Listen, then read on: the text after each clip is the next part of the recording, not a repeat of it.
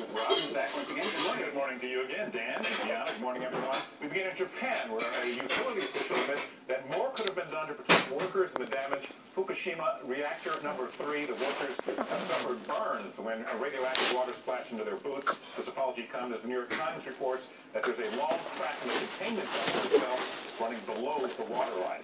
And 3 wildfires in Georgia have burned nearly 53 square miles there.